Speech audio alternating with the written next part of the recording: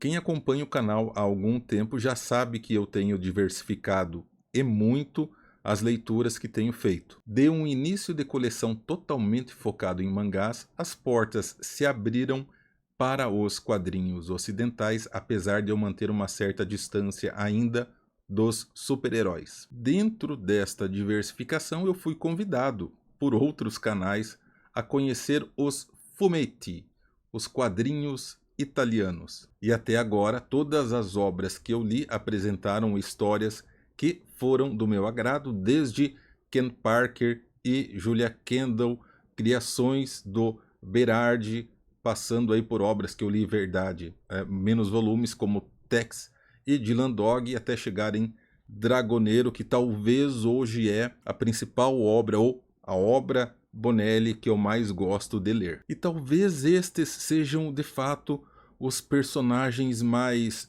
populares, pelo menos para quem está iniciando, se aventurando aos pouquinhos dentro do universo da editora italiana. Mas eu quis buscar agora algo fora do radar, que não está tão em evidência assim quanto os outros personagens, principalmente o Dylan Dog, que está sendo publicado por 3 editoras diferentes aqui no Brasil. E eu não sei bem porquê, muito provavelmente influenciado por alguma conversa que eu li em algum grupo sobre quadrinhos no WhatsApp, eu decidi conhecer Dhampir. Então eu peguei logo os 4 primeiros volumes de Dhampir publicados aqui no Brasil pela editora 85.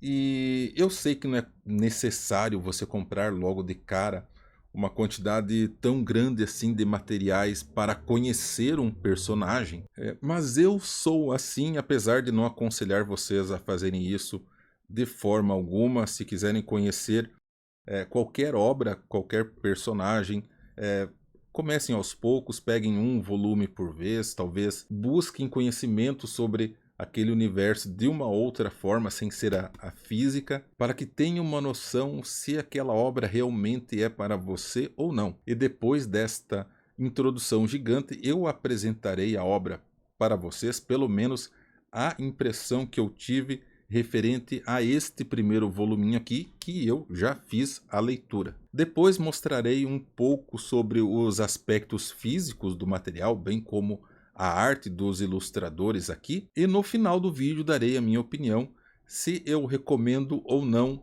Dhampir e do que trata a obra. Bom, Dhampir é uma série de quadrinhos italianos criado por 2 autores, o Mauro Bozelli, que é bastante conhecido aqui no Brasil, e também pelo Maurizio Colombo, e é publicado lá na Itália desde o ano 2000 pela Sergio Bonelli Editora. A obra conta a história de Harlan Draka, que é um iugoslavo. Eu sei, a Iugoslávia não existe mais, mas ele nasceu em 1945, um caçador de vampiros chamado de Dhampir, que é fruto de uma relação entre uma humana e um vampiro. Então o Dhampir me fez lembrar, confesso a vocês, de Blade.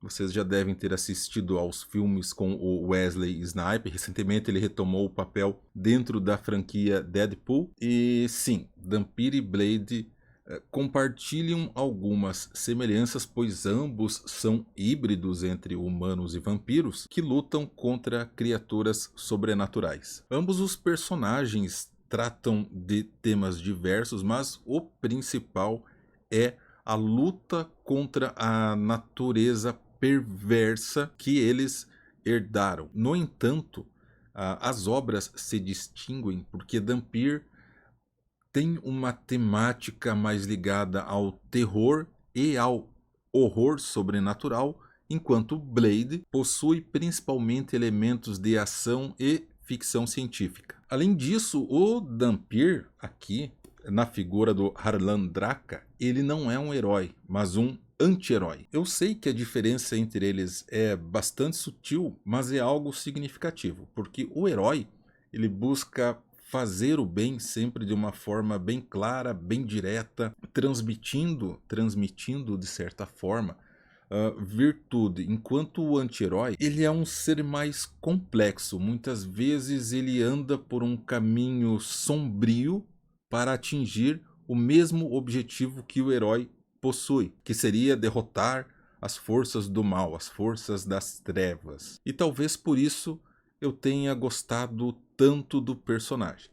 Agora, falando especificamente sobre este volume aqui, nós temos 4 histórias chamadas de, primeira, em ordem, O Filho do Vampiro, que é escrita pelo Bozelli e pelo Colombo, A Estirpe da Noite, também escrita pelos dois autores, e a segunda história é uma continuação direta da primeira, e as histórias 3 e 4, elas talvez já mostrem um algo mais episódico. Sinceramente, entre a história 1 e a 2 existe uma cronologia bem definida. A 3 e a 4 eu não sei como os eventos ocorrem ou qual evento ocorre primeiro. Enfim, a terceira história, chamada Fantasmas de Areia, é escrita apenas pelo Bozelli e tem uma temática mais de terror, de horror, como eu nominei anteriormente. Já a quarta história, que é escrita apenas pelo Colombo, chamado de Noturno Vermelho, e ela tem mais ação, apesar de ainda ter um pouco de terror, mas ela tem muito mais ação, se aproximando talvez aí mais de Blade. Este volume aqui, principalmente as duas histórias, as duas primeiras histórias, elas são importantes porque elas estabelecem aí as bases para o universo criado pelo Bozelli e pelo Colombo. O bom aqui é que conforme as histórias avançam, o Harlan Draca ele enfrenta os seus adversários, os Senhores da Noite, e aqui tem uma questão de mitologia dos Balcãs, né, dos povos eslavos com relação aos vampiros muito interessante, me fez lembrar bastante da época em que eu jogava Vampiro à Máscara, um RPG de mesa. Infelizmente há muitos anos eu não consigo me reunir com aquela turma para dar continuidade às histórias, né, à jogatina, mas o Harlan ele tem uma evolução como personagem, ele vai se tornando mais forte conforme ele consegue vencer os desafios. Tanto que no começo, na primeira história, ele é bastante fraco, tá? Ele meio que por acaso consegue derrotar as crias do vampiro ali do Gorka, é isso mesmo, Gorka. E quando ele já está ali na história, na quarta história, chamada Noturno Vermelho, ele já consegue enfrentar de igual para igual o seu adversário. Falando especificamente aqui sobre a primeira história, que eu acredito que é mais interessante, né? Porque é a que de fato nos introduz dentro de Dhampir. Nós somos enviados diretamente para um cenário de guerra ali na região dos Balcãs, muito provavelmente na Iugoslávia, naquele período de desmembramento pelo qual ela passou e surgiram diversas nações ali. E nós acompanhamos inicialmente um grupo paramilitar que tem a missão de adentrar em uma cidade e tomar posição dentro dela.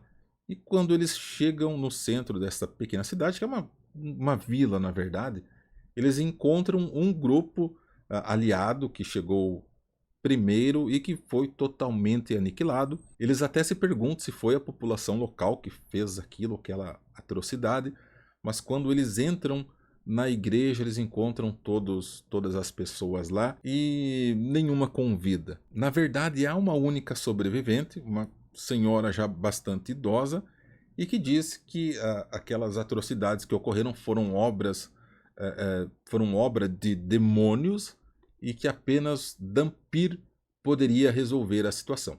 Ao anoitecer, os soldados começam a morrer de forma misteriosa e bastante violenta e, portanto, eles decidem, um deles tem conhecimento sobre um tal de Dhampir, que seria um híbrido entre vampiro e o ser humano, também conhecido como um demônio ali na região, e vai atrás dele, o convida amigavelmente para fazer parte do grupo e o leva até aquele povoado. Acontece que o Harlan Draca ele não conhece muito dos seus poderes, na verdade ele próprio não acredita que seja um híbrido, tudo que ele sabe é que o pai dele sempre foi ausente e a mãe morreu durante o parto, então ele ganha a vida, ele se aproveita da fama que ele tem e ganha a vida realizando rituais, para os povoados ali da região, que são bastante supersticiosos com relação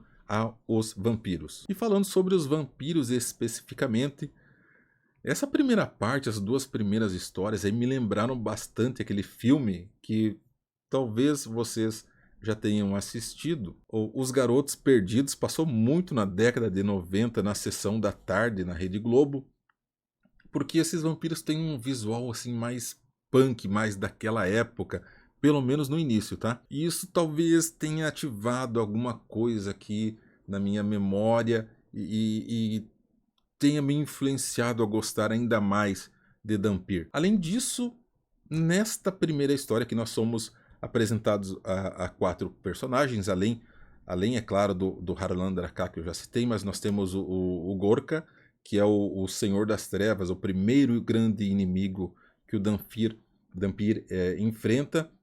Nós temos o Yuri, que é um garoto que trabalha como assistente do Dhampir, naqueles rituais em que ele ganha dinheiro enganando de certa forma as pessoas.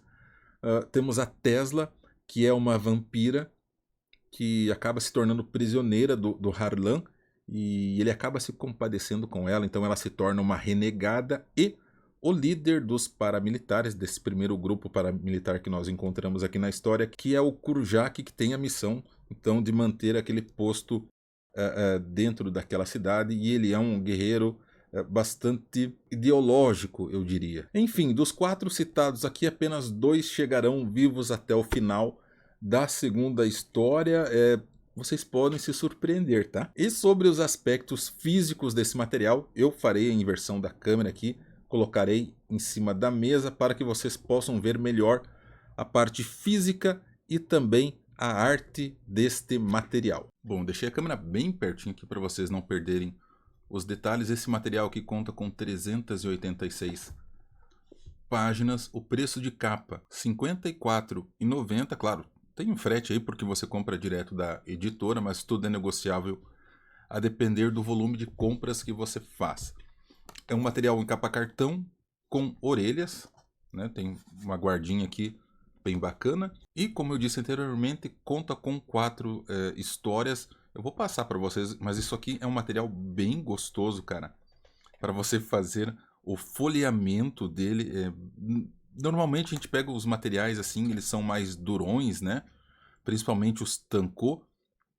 Mas aqui tem uma passagem muito boa, ele não é costurado, ele é apenas colado. Tem uma abertura excelente e a arte do material eu achei sensacional. A obra é carregada com bastante textos, por isso que a leitura torna-se um pouco mais lenta assim, em comparação com os tankô. Isso eu digo na quantidade de páginas que você consegue ler por hora, mas não que isso seja algo de fato muito importante. Tem alguns pontos aqui em que a arte, eu acredito que se perde um pouco. Eu não sei se é um problema de impressão, eu acredito que não, porque são em momentos específicos que isso ocorre. Talvez seja uma questão dos arquivos que foram enviados. Enfim, não tenho muito conhecimento para falar a respeito deste caso específico, mas não me parece que seja aquele famoso moaré. Os traços dos personagens são muito bonitos. Nós temos 4 ilustradores diferentes aqui. Bom, em comparação com outros materiais que eu tenho aqui,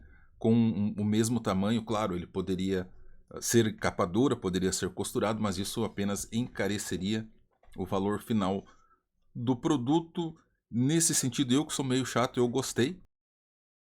E não vejo necessidades para que seja entregue, digamos assim, entre aspas, mais luxo para este material. Muito bem, agora a minha recomendação final. Eu gostei muito de Dhampir. Farei a leitura dos outros volumes primeiro, é claro, mas muito provavelmente após o final do 4º volume eu faça aquisição de mais. Aqui no Brasil, a Editora 85 já lançou 11, se não estou enganado, e o 12º está muito próximo de ser lançado no financiamento via Catarse. Se você gosta de histórias com elemento de horror, terror, eu recomendo Dhampir para vocês. Eu acho que é uma história muito boa. As histórias, não acho não, eu tenho certeza, as histórias são boas, elas me agradam. É aquele tipo de leitura que me prendeu do início ao fim.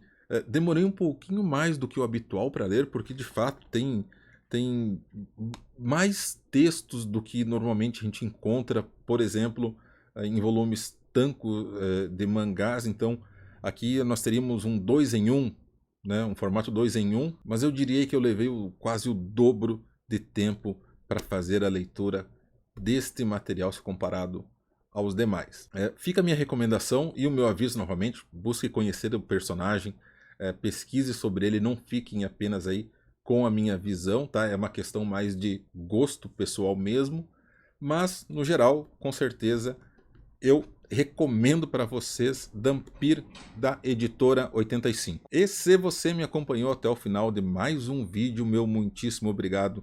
Eu sou o Diego do canal Mangás e Mais. Até mais.